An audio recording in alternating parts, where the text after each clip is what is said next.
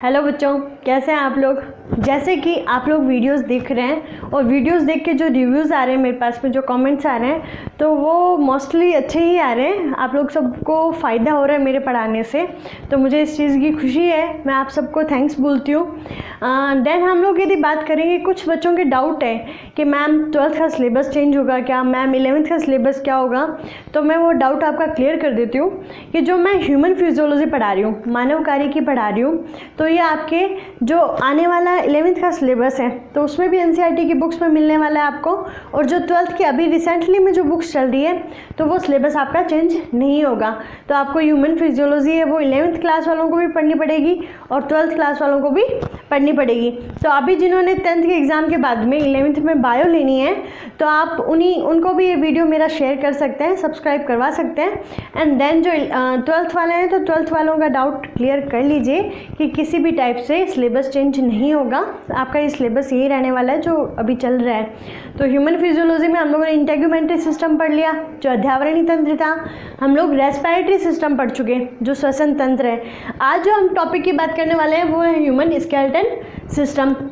मैं serial wise नहीं पढ़ा रही हूँ आपको सिस्टम, जो आपको बुक्स में दे रखा है, ठीक है। ये हमारा तो आप इन आरबीएससी की बात करें तो उसमें 30वां चैप्टर रहेगा, ठीक है। तो आप एक बार देख लीजिएगा, क्योंकि मैंने जैसे 2 टॉपिक पढ़ाए हैं आपको, इंटेग्यूमेंट्री पढ़ाया और रेस्पिरेटरी सिस्टम पढ़ाया, तो उसमें बहुत बार बोन्स वगैरह की चर्चा की है, मैंने नाम लिए हैं। तो फिर मैंने आपको ये कहा था कि मैं जल्द ही आपको बोन्स वाला चैप्टर है वो कवर करवा दूंगी, ताकि आपको सब ऑर्गन्स ध्यान रहे कि कौन सा ऑर्गन है वो कहाँ पे फिक्स है बॉडी में, ठीक है। तो आज जो हमारा टॉपिक रहेगा वो रहेगा ह्यूमन स्केलेटन सिस्टम। जैसा कि आपको एक स्केलेटन है वो दिखाई भी दे रहा होगा, डरने की ज़रूरत नहीं है, नकली है ये, ठीक है। हम बात करें यहाँ ह्यूमन स्केलेटन सिस्टम की, तो ह्यूमन स्केलेटन सिस्टम होता क्या है, कंकाल तंत्र है वो होता क्या है, ठीक है। अब हम वर्टिब्रेट्स की बात करें, जो कशेरुकी है, तो आप लोगों ने जो एनिमल टिश्यू पढ़ा है 11th क्लास में, तो एनिमल टिश्यू में ये था कि संयोजी ऊतक क्या होते हैं और इस उपकला ऊतक क्या होते हैं। तो जैसा कि हम लोगों ने उपकला ऊतक थे तो वो हम कहाँ पढ़ चुके ऑलरेडी, ये एपिडर्मिस वाले टॉपिक में पढ़ा हम लोगों ने, इंटेग्यूमेंट्री सिस्टम जो था हमारा टॉपिक। अब इंटेग्यूमेंट्री सिस्टम की बात करें तो वो था एक्सोस्केलेटन, बाहरी कंकाल बना रहा था हमारा, ठीक है। अब आज जो ना हमारा ह्यूमन स्केलेटन सिस्टम है उसमें मेजरली हम लोग बोन्स की स्टडी करने वाले हैं, ठीक है। लेकिन थोड़ी बहुत इसकी रूपरेखा तैयार करते हुए हम बात करते हैं कि स्केलेटन होता क्या है। तो skeleton form the basic supporting framework of the body, मतलब हमारे शरीर की जो पूरी की पूरी फ्रेमिंग करने का काम है, फ्रेम बनाने का काम है, वो किसका होता है, हमारे स्केलेटन सिस्टम का होता है। जैसे कि हम लोगों ने इंटेग्यूमेंट्री सिस्टम पढ़ा था तो उसमें मैंने बताया था कि जो बाहरी कंकाल पूरा बना हुआ है, जो स्किन का बना हुआ है, जहाँ नाखून पाए जा रहे हैं, हेयर्स पाए जा रहे हैं, पक्षियों में पंख पाए जा रहे हैं, शल्क पाए जा रहे हैं, वो सारे के सारे क्या थे, हमारा बाह्य कंकाल। और जो हमारा आंतरिक कंकाल है, आंतरिक कंकाल किसका बना होता है, बोन्स का, ठीक है, संयोजी ऊतक का, मांसपेशियों का। तो इस टाइप से ये सारी की सारी चीज़ें आप लोगों ने 11th क्लास के जंतु ऊतक एनिमल टिश्यू टॉपिक में पढ़ी है आप लोगों ने, ठीक है। तो मैं थोड़ा बहुत और क्लियर करते हुए बता देती हूँ कि ये तो ह्यूमन स्केलेटन सिस्टम की डेफिनेशन होगी, जो फ्रेमवर्क बनाने का काम कर रहे हैं। देन मैं बात करूँ ओरिजिन की, जैसा कि मैंने आपको बताया था कि हम जितने भी सिस्टम पढ़ेंगे, ऑर्गन सिस्टम पढ़ेंगे, उन सब का ओरिजिन भी पढ़ेंगे। और ओरिजिन के लिए सिर्फ 3 हमारी एम्ब्रियोनिक लेयर थी, first ectodermal, second mesodermal and third endodermal. तो यहाँ पे ये जो तीनों लेयर्स हैं, इन तीनों लेयर्स में जो इसका ओरिजिन है वो हुआ है एक्टोमेसोडर्मल। किससे, एक्टोमेसोडर्मल। ध्यान में रखना, अभी मैं पूरे के पूरे स्केलेटन सिस्टम की बात कर रही हूँ, पूरे के पूरे कंकाल तंत्र की बात कर रही हूँ, मैं सिर्फ आंतरिक कंकाल की बात नहीं कर रही हूँ, ठीक है। तो ये है एक्टोमेसोडर्मल। अब एक्टोमेसोडर्मल किस टाइप से मैंने एक्सप्लेन किया वो मैं आपको बता देती हूँ कि इन वर्टिब्रेट्स लिखा हुआ है, कशेरुकियों में पाया जाता है। अब कशेरुकियों में 2 प्रकार के कंकाल पाए जाते हैं, एक तो बाह्य कंकाल और एक आंतरिक कंकाल, एक तो एक्सोस्केलेटन और एक एंडोस्केलेटन। जो एक्सोस्केलेटन होता है वो हमारा आउटसाइड बनाता है, मतलब जो हमें आउटर पूरा कवर किया हुआ है, स्किन है जो मैंने बताया था आपको, ठीक है। तो ये एक्सोस्केलेटन में रहेगा। और एंडोस्केलेटन जो हमारे अंदर का ढांचा बना रहे हैं, ये क्या है, पूरा का पूरा हमारे अंदर का ढांचा बना हुआ है, ठीक है। उसके बाद में हम बात करें कि फॉर्म बाय डेड सेल्स, जो कैरेटीन वगैरह आपने देखी थी कि वो क्या थी, सब डेड सेल्स थी। और ये किससे बनता है, लिविंग सेल्स से। बोन्स है, और मैंने आपको जो फर्स्ट वीडियो बताया था जब मैं इंट्रोडक्शन दे रही थी, तो इंट्रोडक्शन देती टाइम मैंने कहा था आपको कि आपको जो इसकी मेडिकल टर्म्स या जो आपको लैटिन टर्म्स चलती हैं प्रीफिक्स और सफिक्स वाले, तो वो आप लर्न कर लीजिए, क्योंकि मैं बार बार उसको रिपीट नहीं करने वाली। तो जैसा कि फर्स्ट था कि ओस्टियो वर्ड है, वो किसके लिए यूज़ हो रहा है, बोन्स के लिए यूज़ हो रहा है। ठीक है, तो मैंने यहाँ पे आगे नीचे लिखा भी है कि study of skeleton is called osteology. तो ये ओस्टियो वर्ड कहाँ से आया था, बोन से। ठीक है, तो ये ओस्टियोलॉजी। उसके बाद में ये लिविंग सेल से बना हुआ है। ठीक है, तो यहाँ पे मैं लिविंग सेल्स है वो आपकी बोन्स और कार्टिलेज में आपको एक्सप्लेन कर दूंगी। देन हम बात करें कि इसकी स्ट्रक्चर है वो एक्टोडर्मल, बाहर दिखाई दे रही है, तो बाहर दिखाई दे रही है तो वो किससे बनेगी, एम्ब्रियोनिक एक्टोडर्म से। उसके बाद में एंडोस्केलेटन है वो किससे बन रहा है, मेसोडर्म से। तो यहाँ पे मेसोडर्म लिखा हुआ है।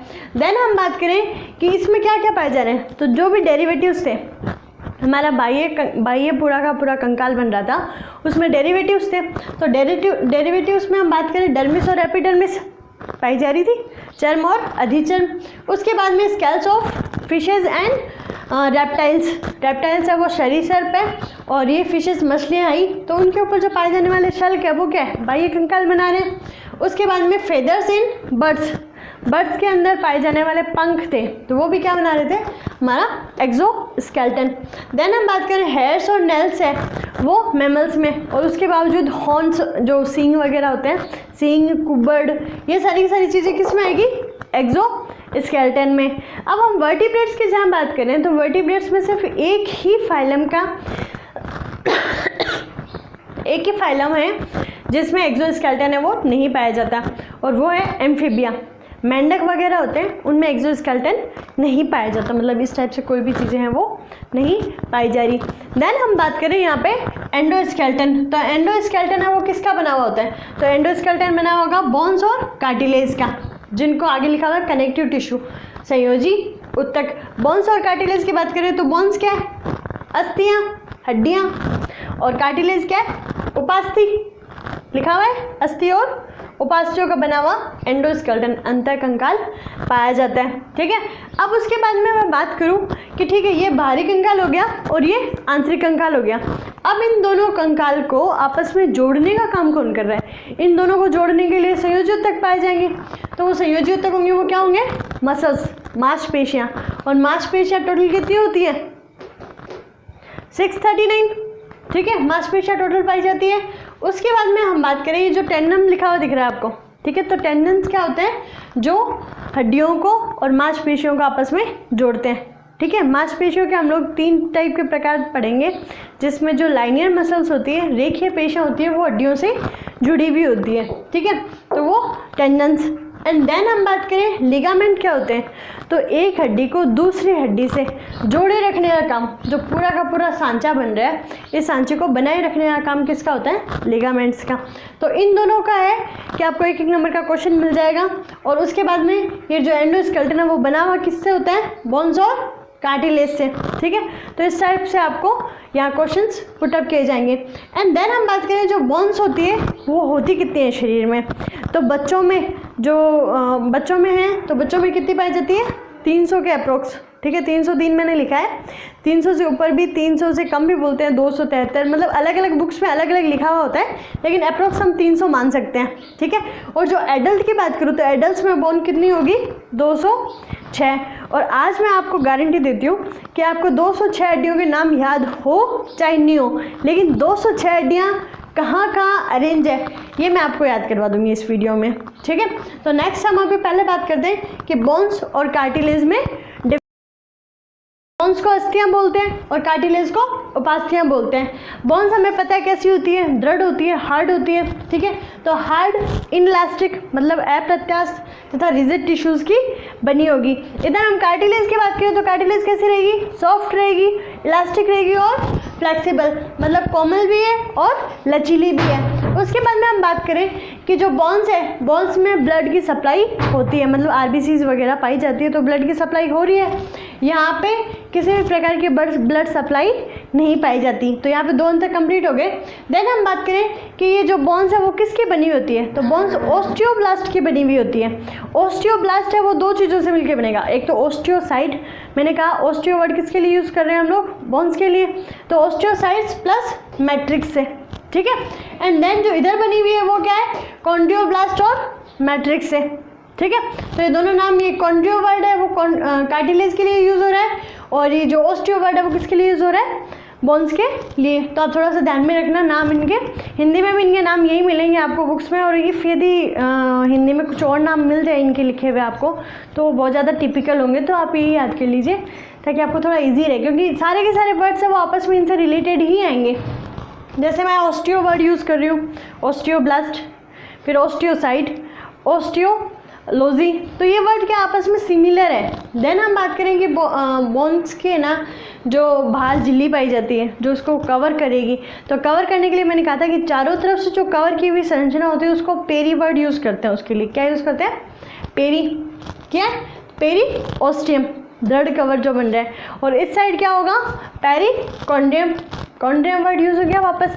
एंड देन हम बात करें कि इसका जो मैट्रिक्स है, इसका जो आधात्री है उसमें कौन सी प्रोटीन भरी रहेगी, तो इस साइड पाई जाएगी ओसिन प्रोटीन, और इस साइड क्या पाई जाएगी, कॉन्ड्रिन प्रोटीन। दोनों नाम सेम हो गए वापस, जो ऊपर चले आ रहे हैं ऑलरेडी, ठीक है। फिर यहाँ पे ओसिन प्रोटीन की बात करें तो ओसिन प्रोटीन है ऑर्गेनिक मटेरियल हो जाएगा। तो यहाँ पे बोन वाली साइड में ऑर्गेनिक और इनऑर्गेनिक दोनों टाइप के मैटर है वो मैट्रिक्स में प्रेजेंट होते हैं, लेकिन इस साइड सिर्फ क्या होता है, ऑर्गेनिक मैटर ही प्रेजेंट है। जैसे कि मैंने यहाँ लिख रखा है कैल्शियम और फॉस्फोरस, ये भी सारे इसमें बोन्स में पाए जाएंगे, लेकिन इस साइड नहीं पाए जाएंगे। देन यहाँ लिखा है कि बोन मेरो है वो प्रेजेंट होती है, यहाँ पे बोन मेरो अब्सेंट होगी, मतलब इसमें किसी टाइप की कोई मेरो है वो नहीं पाई जाएगी। बोन मेरो की बात करें जो लंबी अस्थियों में अस्थि मज्जा पाई जाती है, जो मज्जा गुहा पाई जाती है, ठीक है। तो उसमें जो आउटर साइड होती है, जो सिरों की साइड में जो गुहा पाई जा रही है उसको बोलते हैं रेड बोन मेरो, और जो बीच की साइड में पाई जाएगी उसको बोलेंगे yellow bone marrow. Red bone marrow अपने ध्यान में आरबीसी डब्ल्यूबीसी का निर्माण करने के लिए काम आती है। तो ये हम लोग और संयोजियों तक जो पढ़ेंगे टॉपिक उसमें वापस कवर कर लेंगे। देन हम बात करें कि जो बोन्स हैं, यहाँ पे मैंने बता ही दिया कि इसमें इनऑर्गेनिक सॉल्ट है वो क्या होंगे, अब्सेंट होंगे।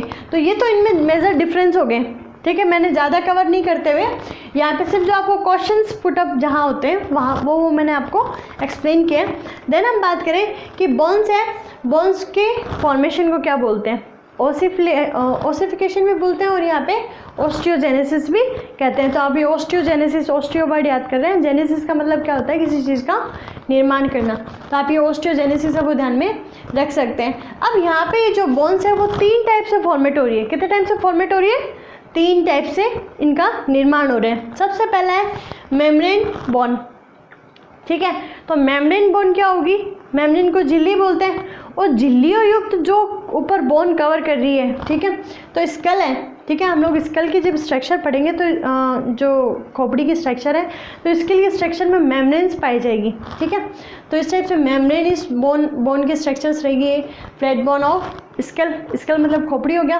क्लेविकल जो मैंने आपको कॉलर बोन बताई थी यहाँ पे, ठीक है, उसको बोलते हैं clavicle. Then bone of digits, ठीक है। तो जो डिजिट्स की बोन है वो भी किस में आएगी, मेम्ब्रेन बोन में आएगी। देन हम बात करें यहाँ पे कार्टिलेजिनस, जिसका निर्माण किससे होगा, उपास्थीमय हड्डियों से। तो उपास्थीमय हड्डियों में होगा, तो यहाँ ध्यान रखना कि यहाँ पे जो ओस्टियोब्लास्ट है, ओरिजिनल जो ओस्टियोब्लास्ट होता है वो डिस्ट्रॉय हो जाता है, तो यहाँ पे कार्टिलेजिनस से वो बोन्स बनाती है। तो बोन्स ऑफ लिम्स, जो हाथ और पाँव आएंगे वो किस में आएंगे, लिम्स में, ठीक है। उनके लिए वर्ड यूज़ होगा लिम्स। और वर्टिकल कॉलम, जो ये पीछे रीढ़ की हड्डी पाई जाती है, तो वो पीछे रीढ़ की हड्डी है वो क्या है, वर्टिबल कॉलम, ठीक है। देन हम बात करें सेसोमॉइड बोन्स रहेगी, उसमें सिर्फ पटेला, ठीक है, जिसका निर्माण किससे होगा, लिगामेंट से। और मैंने अभी आपको थोड़ी देर पहले बताया था कि लिगामेंट क्या होते हैं, जो बोन को बोन से जोड़ने का काम करते हैं, ठीक है। तो आपको यहाँ पे दिखाई नहीं दे रहा होगा कि ये इस टाइप से बोन से बोन अटैच हो रही है, ठीक है। और यहाँ पे ये जो घुटने पे पाई जाती है ऊपर की साइड में वो क्या होती है, पटेला बोन होती है, ठीक है। पटेला रहेगी ये। उसके बाद में हम बात करें कि कार्टिलेज में कितने प्रकार के पाए जाते हैं, 4 प्रकार के पाए जाते हैं। कार्टिलेज कितने प्रकार के होंगे, 4 प्रकार के होंगे। कार्टिलेज में जो सबसे पहला रहेगा वो रहेगा हाइलिन। हाइलिन नाम में हम काफ़ी टाइम से पढ़ रहे हैं कि ये हाइलिन का बना हुआ है, हाइलिन उपास्थि का बना हुआ है, हाइलिन उपास्थि का बना हुआ है। तो ये हाइलिन उपास्थि है क्या, हाइलिन उपास्थि है वो क्लीन है, ठीक है, एकदम साफ़ सुथरी होगी और सेमी ट्रांसपेरेंट। उसके बाद में हम बात करें विदाउट फाइबर, इसमें किसी भी टाइप के फाइबर्स है वो प्रेजेंट नहीं होते। और पाई कहाँ जाती है, हायोड। मैंने आपको कहा था कि हायोड ऐसी अस्थि है जो किसी दूसरी अस्थि से नहीं जुड़ती। और हायोड की स्ट्रक्चर हम लोग लैरिंग्स की जब स्ट्रक्चर पढ़ रहे थे तब पढ़ी थी। उसके बाद में ट्रैकियल, ठीक है, तो जो ट्रेकिया के ऊपर जितने भी वो कार्टिलेज पाए जा रहे थे वो किसके थे, हाइलिन के बने हुए थे। देन हम बात करें लैरिंग्स में जो हम लोगों ने कार्टिलेज पढ़े वो भी हाइलिन, तो यहाँ पे ये हाइलिन कवर होता है। देन हम बात करें इलास्टिक, ठीक है, जो प्रत्यास्थ उपास्थि है, इलास्टिक है, वो किसकी बनी होगी, येलो इलास्टिन फाइबर्स की। अब यहाँ पे चीज़ और ध्यान में रखना है कि कार्टिलेज है वो किसकी बनी होती है, कोलेजन फाइबर्स की। और कोलेजन फाइबर्स है वो वाइट कोलेजन फाइबर्स भी होते हैं और येलो कोलेजन फाइबर्स भी होते हैं। तो इलास्टिक है वो किसकी बनी हुई है, येलो इलास्टिक फाइबर्स की। अब येलो इलास्टिक फाइबर्स के क्या क्या बने हुए हैं, एक तो ईयर पिन्ना, सॉफ्ट है ये, ठीक है, इलास्टिक रहता है ये ईयर पिन्ना। देन एपिग्लोटिस की जो बात की थी, जो लैरिंग्स के ऊपर कवर पाया जा रहा था, ठीक है, तो एपिग्लोटिस भी उसी का बना होगा। उसके बाद में tip of nose, tip of nose भी किसकी पाई जाएगी, इलास्टिक की, ठीक है। देन हम बात करें फाइब्रस, तो फाइब्रस से नाम से पता चल रहा है इसमें क्या होंगे, फाइब्रस प्रेजेंट होंगे, फाइबर है वो प्रेजेंट होंगे। तो ये इसमें वाइट कोलेजन फाइबर्स है वो प्रेजेंट हो रहे हैं। ऊपर येलो इलास्टिन फाइबर्स थे और नीचे कैसे है, वाइट कोलेजन फाइबर्स। अब वाइट कोलेजन फाइबर्स कहाँ कहाँ प्रेजेंट होते हैं, तो यहाँ पे आपको ध्यान में रखना है इंटरवर्टिब्रल डिस्क्स, ये आपको दिख रही है पीछे की साइड में, ठीक है। अब ये पीछे की साइड में ये जो आप इन बोन्स पढ़ेंगे ना, इनमें यहाँ पीछे की साइड में बोन्स दिख रही है, इन बोन्स के बीच बीच में इनको जॉइंट रखने का काम है वो किसका रहेगा, यहाँ पे ये कार्टिलेज का रहेगा, ठीक है। उसके बाद में हम बात करें यहाँ कैल्सीफाइड, तो कैल्सीफाइड नाम से ध्यान में आ रहा है कि कैल्शियम उसमें प्रेजेंट हो, ठीक है, तो इसके मैट्रिक्स में क्या होगा, CaCO3 है वो प्रेजेंट होगा। और ये किस में पाई जाएगी, प्यूबिस ऑफ पेल्विक ग्रिडल, ठीक है, तो जो ये पेल्विक ग्रिडल रहेगी, ठीक है, तो उसके प्यूबिस भाग में पाई जाएगी। और प्यूबिस सिम्फाइसिस की बात करें तो उसमें कौन से पाई जाएगी, यहाँ हम लोग अभी बात कर रहे हैं वो किसकी कर रहे हैं, ह्यूमन स्केलेटन सिस्टम की। तो ह्यूमन स्केलेटन सिस्टम में मैंने आपको कहा कि 206 प्रकार की हड्डियां पाई जाती है। और मैंने आपसे ये और कहा कि मैं आपको 200 की 206 हड्डियां कहाँ कहाँ पाई जाती है उनके नंबरिंग याद करवाऊंगी। आज सिर्फ नाम याद करने की ज़रूरत नहीं है, सिर्फ नंबर्स आपको ध्यान में होने चाहिए ताकि कल से हम इसकी थ्योरी पढ़ें तो आपको थोड़ा इजी फील हो, ठीक है। तो सबसे पहले मैंने यहाँ पे लिख रखा है स्केलेटन, दिखाई दे रहा है। अब ये जो स्केलेटन है, स्केलेटन बोन्स का बना हुआ है और 206 हड्डियों का है, ठीक है। तो 206 हड्डियाँ एडल्ट में पाई जाती है और मैंने बोल दिया कि बच्चों में कितनी हड्डियाँ पाई जा रही थी, अप्रॉक्स 300 के लगभग, ठीक है। तो अब ये 206 हड्डियाँ हैं वो पाई कहाँ जा रही है, तो इसकी स्टडी है वो आज हम कर रहे हैं। तो यहाँ पे सबसे पहले मैंने बोन्स को 2 भागों में डिवाइड किया है, ठीक है। तो सबसे पहले बोले कि यहाँ पे जो मेन एक्सिस बन रहा है, ठीक है, तो ये मेन एक्सिस वाला पोर्शन होता है उसको अपन अनुबंधी लंब भी कहा जाता है या लॉन्गिट्यूडनल एक्सिस बोले जिसको, ठीक है। तो लॉन्गिट्यूडनल एक्सिस या एक्सिस कंकाल, अक्षीय कंकाल, ठीक है, ये बनाते हैं, ठीक है। अब यहाँ पे आपको नहीं समझ में आए तो जनरली मैं बोलूँ कि ये मुंडी हो गई, बैक पोर्शन हो गया, ये दोनों हाथ हो गए, ये दोनों पाँव हो गए, ठीक है। तो ये जो दोनों हाथ पाँव है ना और इनको जोड़ने वाली हड्डियाँ, तो उनको तो मैं क्या कर दूँ इधर अपेंडिकुलर में, ठीक है। और जो बीच का पोर्शन बना रही है, बीच को पोर्शन में किस में डाल दूँ, यहाँ अक्षीय कंकाल में, ठीक है। तो इस टाइप से स्केलेटन के कितने टाइप्स है, 2 टाइप्स है, एक तो एक्सल स्केलेटन और एक एपेंडिकुलर स्केलेटन जो उपांगीय कंकाल है और यहाँ पे क्या है, अक्षीय कंकाल है। अब अक्षीय कंकाल में मैंने बीच वाली सारी चीज़ें बोली, जो बीच वाली चीज़ें हैं, तो बीच वाली चीज़ में मैं बात करूँ सबसे पहले क्या है, स्कल जिसको हम कपाल, खोपड़ी, करोटी कुछ भी बोल सकते हैं, ठीक है। तो ये हो गया स्कल में कितनी हड्डियाँ हैं, 29, जो यहाँ गर्दन से ऊपर का जितना भी पोर्शन है, ये जितना पोर्शन दिख रहा है ऊपर का, तो ये कितना पाया जा रहा है यहाँ पे 29। अब ये 29 किस टाइप से अरेंज है, तो उनकी आपको नंबरिंग याद रखनी है। सबसे पहले तो मैं बात करूँ कि यहाँ फोरहेड से लेके यहाँ बैक पोर्शन तक, फोरहेड से लेके बैक पोर्शन तक है, तो यहाँ इसको क्या बोलेंगे, कपाल, क्रेनियम। तो क्रेनियम कितने हड्डियों का बना हुआ है, 8 हड्डियों का बना हुआ है। कितनी हड्डियों का बना हुआ है, 8 हड्डियों का। ठीक है, सबसे पहले बात क्या, गर्दन से ऊपर का जितना भी खोपड़ी है, इस खोपड़ी में 29 बोन्स पाई जाती है। अब ये 29 बोन्स में सिर्फ हमारा जो कपाल है वो कितनी हड्डियाँ रख रहा है, 8 हड्डियाँ। ठीक है, उसके बाद में हम फेशियल बोन की बात करें, जो हमारा पूरा का पूरा फेस रहेगा, चेहरा रहेगा। ठीक है, तो फेशियल बोन कितनी है, 14। तो 14 और 8 कितनी होगी, 22।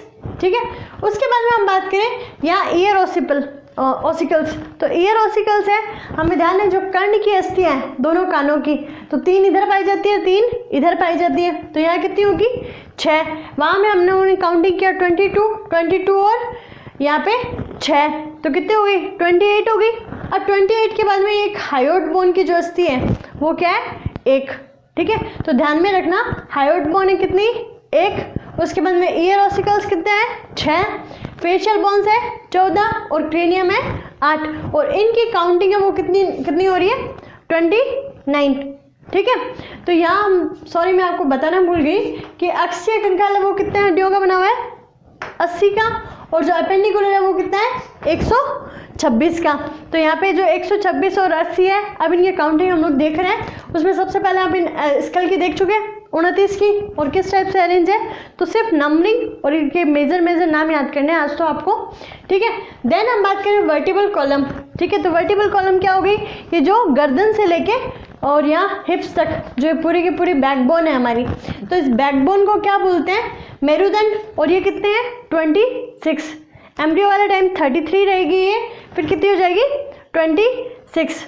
ठीक है, तो इसमें से 7 हड्डियाँ हैं वो विलुप्त हो जाती है, तो वो मैं आपको जब ये पढ़ाऊंगी तब समझा दूंगी। अभी आपको कितने नंबरिंग ध्यान में रखनी है, 26।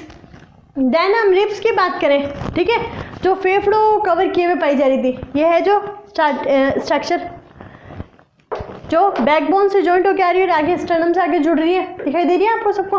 ठीक है, उसको क्या बोलते हैं, रिब्स, पसलियाँ। कितनी है, 24 के बाद में हम बात करें कि रिब्स आके जाके एक हड्डी से जुड़ रही है, ये दिख रही है आपको आगे की साइड में। अब ये जो एक लंबी हड्डी है, इस लंबी हड्डी को क्या बोलते हैं, स्टर्नम ओरोस्टी, और ये कितनी पाई जा रही है, 1। तो यहाँ पे आप ध्यान में रखना 29 है वो स्कल में पाई जा रही है, और मेरुदंड में 26, रिब्स में 24, स्टर्नम में कितनी पाई जा रही है, 1 हड्डी पाई जा रही है। तो इस टाइप से इन सबकी जो काउंटिंग है वो काउंटिंग कितनी होगी, 80। ठीक है, 80 हड्डियाँ होगी, जिसमें हमारा ये कपाल, ये पूरा का पूरा जो खोपड़ी है ये कितनी बना रहा है, 29। रीढ़ की हड्डी 26, आगे एक स्टर्नम, एंड देन जो रिब्स पाई जाती है तो वो रिब्स होगी 24, 12 जोड़ी पाई जाती है। तो इस टाइप से आपको अक्षय याद करनी है। उसके बाद में हम उपांगे की बात करें, ठीक है, तो उपांगे में जो हाथ रहेगा और जो पाँव रहेगा, ये क्या रहेगा, उपांग में आएगा। किस में आएगा, उपांग में। अब ये पाँव जिस हड्डी से जुड़ रहे हैं, ठीक है, और हाथ इन 2 हड्डियों से जुड़ रहे हैं, तो ये किस में आएंगे आपके, यहाँ ये जो एपेंडिकुलर में। ठीक है, अब हम यहाँ बात करें कि जो एपेंडिकुलर है, एपेंडिकुलर 2 टाइप से है, एक तो लिम्स है और एक ग्रिडल्स है। अब ये जो पूरा हाथ है जिसको लिम्ब बोल रहे हैं, हिंदी में बोलते हैं फोर लिम्ब, ठीक है, और हिंद लिम्ब बोलते हैं पाँव को। ठीक है, तो फोर लिम्ब में अग्रपाद और ये पश्चपाद। ठीक है, अब अग्रपाद की बात करें, यहाँ पे मैंने कहा लिम्स है 4 × 30, 4 × 30 कितने हो गए, 120। अब जो 120 बोन्स है, यहाँ 126 लिखा है, 120 तो यही होंगे, और 6 होंगे वो क्या होंगी, ग्रिडल्स, जो इनको लिम्स को जोड़ने का काम करेगी। तो ध्यान में रखना, लिम्स में जो हमारे दोनों हाथ हैं वो 30-30-60, और दोनों पाँव हैं वो 30-30-60 के बने हुए हैं। ठीक है, अब ये किस टाइप से, अब जैसे मैं बात करूँ कि ये हाथ है, तो इस हाथ का ये जो एक हड्डी, नाम नहीं बताऊंगी मैं आज क्योंकि कंफ्यूज हो जाओगे, तो ये एक हड्डी है। ठीक है, काउंटिंग करना 1, फिर यहाँ पे 2, कितनी हो गई टोटल 3, तो ध्यान में रखना 30 में से अभी खाली 3 ही हड्डियों का हिसाब हुआ अपने पास में। कितनी हड्डी का हुआ है? 3 का। उसके बाद में ये जो कलाई है, ठीक है, ये कलाई है, इस कलाई पे कितनी हड्डियां पाई जाती है? 8। कितनी पाई जाएगी? 8। तो मैं यहाँ काउंटिंग लिखूँ 1 + 2 + 8, ठीक है। उसके बाद में यहाँ जो हमारी हथेली वाला पोर्शन रहता है, इसमें कितनी रहेगी? 5, ठीक है। और उसके बाद में जो अपन डिजिट काउंटिंग करते हैं 1 2 3 4 5 6, तो ये कितनी रहेगी? 14। एक हड्डी कोहनी से ऊपर, फिर यहाँ पे 2, फिर यहाँ पे जो कलाई पे थी 8, फिर यहाँ 5 और उसके बाद में 14। अब ये तो हो गई हमारे फोल्डिंग की बात, ठीक है। अब फोल्डिंग की हम यदि बाद में बात करें हिंद लिम्ब की, तो हिंद लिम्ब में भी सेम यही सिस्टम है, पाँव का भी सिस्टम यही है, ठीक है। लेकिन पाँव के सिस्टम में आपको याद करने के लिए ध्यान में रखना पड़ेगा, ये जो है ये एक ही है इसके जैसा ही, तो मैं यहाँ लिख दूँ 1 प्लस, उसके बाद में मैं बात करूँ ये घुटने से नीचे की, ठीक है। तो घुटने के नीचे भी आपको कितनी दिख रही होगी? 2 बोलोगे आप मैम ये तो सेम ही चल रहा है। उसके बाद में यहाँ पे जो हमारी एडी वाला पोर्शन होता है, अब जैसे हाथ को हम लोग चारों तरफ से ट्विस्ट कर रहे थे, उस टाइप से हम लोग एडी वाले पोर्शन को पीछे की साइड में ट्विस्ट नहीं कर सकते, मोड़ नहीं सकते। तो यहाँ पे सिर्फ कितनी पाई जाती है? 7, ठीक है। उसके बाद में ये जो पूरा पाम वाला हिस्सा रहेगा, इसमें कितनी पाई जाएगी? वापस वही 5 और अंगुलियों में 14, ठीक है। तो फिर आप कहोगे कि मैम ये तो 1 2 7 5 और 14, ये तो कितनी हुई अभी तक हमारे? कितनी हुई? 29। एक है वो मिसिंग है, एक जो मैंने आपको ये बताया ना अभी कि ये दोनों जॉइंट्स पे लिगामेंट बोन है जिसको पटेला बोल रहे हैं, ठीक है। तो एक घुटने की अस्थि जो यहाँ से एक गायब हुई थी ना, 8 का बैलेंस जो बिगड़ा था 7, तो वो यहाँ पे कवर हो जाएगा, ठीक है। तो याद ध्यान में रखना। उसके बाद बात करें हम लोग ग्रिडल्स की, ग्रिडल्स को बोलते हैं मेखलाएं। क्या बोलते हैं? मेखलाएं। अब मेखलाओं में 2 प्रकार की मेखलाएं पाई जाती है, एक तो अंश मेखला पाई जाती है और एक श्रोणी मेखला पाई जाती है। एक तो पेल्विक ग्रिडल है और एक पेक्टोरल ग्रिडल है। अब पेल्विक ग्रिडल है, पेल्विक ग्रिडल टोटल ग्रिडल्स कितनी है? 6। तो यहाँ पे पेल्विक ग्रिडल और पेक्टोरल, पेल्विक 2 है और पेक्टोरल 4 है। तो यहाँ पे आपको जो दो बोन्स दिख रही है, ठीक है। अब ये जो दोनों बोन्स है ये क्या कर रही है? पाँव को रीढ़ की हड्डी से अटैच करने का काम कर रही है। तो यहाँ पे कितनी ग्रिडल्स है? 2। तो इसको क्या बोलते हैं? अपनी श्रोणी मेखला या पेल्विक बोल रहे हैं, ठीक है। अब उसके बाद में आपको ध्यान में रखना है पेक्टोरल जो है, ठीक है। तो पेक्टोरल में ये रहेगा, पेक्टोरल में हाथ को जॉइंट करने के लिए आगे की साइड में भी बैलेंस बनेगा और पीछे की साइड में भी बैलेंस बनेगा रीढ़ की हड्डी के साथ में। अब यहाँ पे जो हाथ की हड्डी को जोड़े हुए, यहाँ पे आगे की साइड में आपको एक बोन दिख रही होगी जिसको अपन कॉलर बोन बोलते हैं, ठीक है। तो वो कॉलर बोन है, वो क्लेविकल होती है। एंड देन यहाँ पे आपको ये मैं इसका बैक साइड करती हूँ, तो बैक साइड में आपको ये ट्राइंगल शार्प स्ट्रक्चर्स दिखती है, ठीक है। कई फ्रेंड्स को जिनको आप छेड़ते हो ना पतले होने पे, ठीक है। तो ये जो ट्राइंगल शेप ये दिख रही है, तो ये 1 और 2 और यहाँ पे यहाँ जो ये कॉलर बोन है 1 और 2, तो टोटल पेक्टोरल ग्रिडल कितनी होगी? 4। तो इस टाइप से हम बोल सकते हैं 126 की काउंटिंग कंप्लीट होगी। यहाँ कितनी थी? 120, 60 ऊपर और 60 पाँव में, और यहाँ पे 6 ग्रिडल 2 पाँव को जोड़ने के लिए काम आ रही है और 4 हाथों को जोड़ने के लिए, तो 126 कंप्लीट होगी। और यहाँ पे हम लोगों ने देखा स्केल है वो 29, वर्टिकल कॉलम है वो 26, रिब्स है वो 24, स्टर्नम है वो 1 हड्डी लिए हुए हैं। देन इस टाइप से हम लोगों का स्केलेटन सिस्टम में 206 हड्डियों का हिसाब है वो क्लियर हो चुका। अब हम बात करें कि इनके सारे पोर्शंस हैं और इनकी जितनी हड्डियां मैंने आपको अभी काउंटिंग करवाई है, उन हड्डियों के सबके नाम भी आपको याद करने। कोई ज़्यादा हार्ड नहीं है, थोड़ा सा है कि आप इंटरेस्ट लेके पढ़ाई कीजिए। इंटरेस्ट लेके पढ़ाई करेंगे तो आपको कोई भी चीज़ है वो हार्ड नहीं लगेगी। जहाँ तक मेरे से पॉसिबल होगा मैं हर चीज़ को आपको ईजी वे में ही समझाने की कोशिश करूँगी, मैं आपको हार्ड नहीं समझाऊँगी, ठीक है। तो पढ़ना स्टार्ट कर दीजिए। खुश रहिए, मुस्कुराते रहिए और घर पे सुरक्षित रहिए। Thank you.